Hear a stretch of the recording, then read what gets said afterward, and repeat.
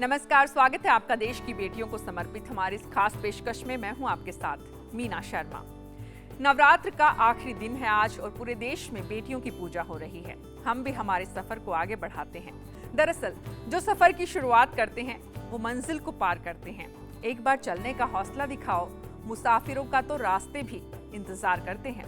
कहते हैं इंसान की किस्मत उसके हाथों की लकीरों में कैद होती है, लेकिन धनबाद की रहने वाली बसंती के तो बचपन से हाथ नहीं थे, लेकिन सपनों की उड़ान को हौसले के पंख लगाकर अपनी तकदीर इस बेटी ने खुद लिख डाली। कैसे, देखिए। लगन है और आपका मेहनत है तो आपको दुनिया का कोई ताकत नहीं रोक सकता है। इस हकीकत को अपनी जिंदगी में उतारने वाली ये बसंती है। झरिया अंचल के रोड़ा बांध उत्क्रमित विद्यालय की पैरा टीचर। एक ऐसी टीचर जो अपने जुनून से कुदरत के कहर को बौना साबित कर रही है। ईश्वर ने हाथ नहीं दिए, लेकिन ऐसा कोई काम नहीं है जो बसंती नहीं कर सकती हो। ब्लैक बोर्ड पर लिखना शुरू करती है तो लाचार की बाधा नहीं बनती,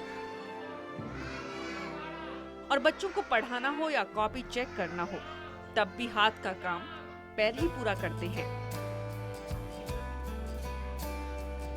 नामुमकिन सा दिखने वाला ये काम मुमकिन हुआ है तो इस 35 वर्षीय बेटी की निरंतर मेहनत से।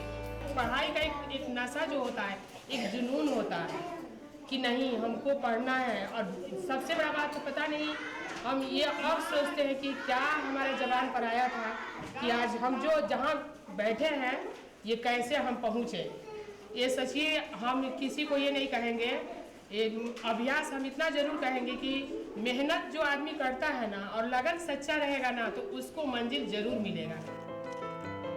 माता पिता की पहली संतान और 5 बहनों में सबसे बड़ी बसंती अपनी शारीरिक कमजोरी की वजह से हमेशा परिवार के लिए चिंता का कारण थी।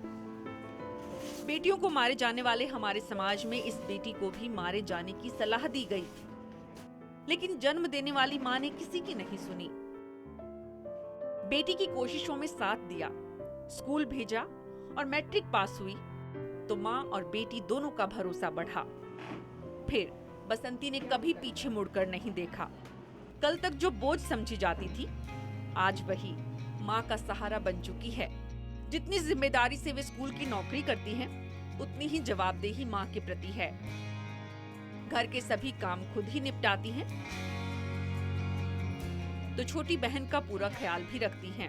मेरे पापा रिटायर कर गए 1990 में और हम लोगों का उसमें FCI से कोई पैसा ज़्यादा नहीं मिला था, पैसा बहुत कम मिला था। पिताजी का हम लोगों का बहुत आर्थिक पोजीशन बहुत ख़राब था।